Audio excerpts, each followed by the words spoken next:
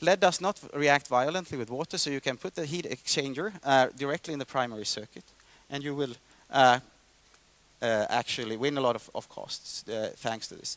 This is a technology based on submarine reactors. It's exactly like the light water reactor, which was based on submarine technology.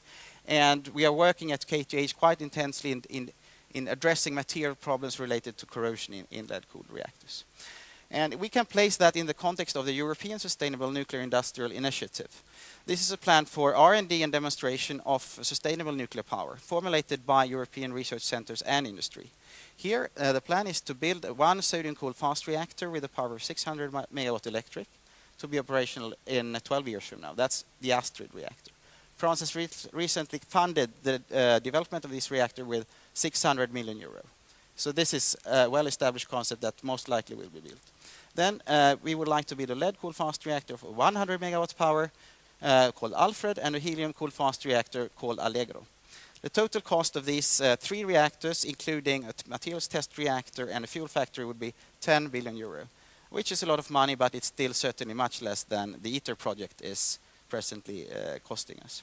And this would, if those prototype reactors can be deployed, then we can have a commercial deployment of Gen 4 reactors by 2040.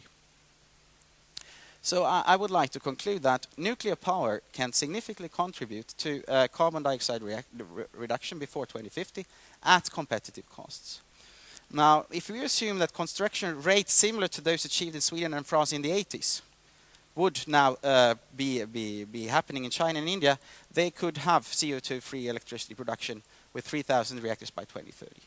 So in principle, this is not impossible, but it's certain, of course, unlikely to happen. One needs to have a mix of energy sources, including nuclear, including wind power, including carbon capture and storage. Now, uranium resources might become an issue, but then we should remember copper resources are much more scarce. And that's an urgent issue for energy production in general.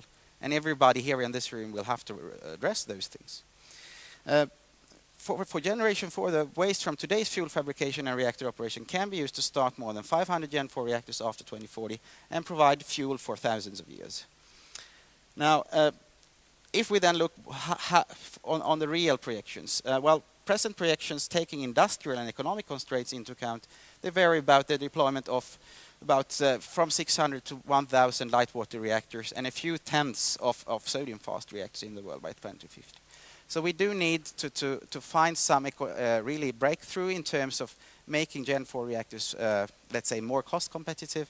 And that is a work that we are undertaking very seriously at KTH and at other research institutes and universities in Europe today. So thank you very much for your attention.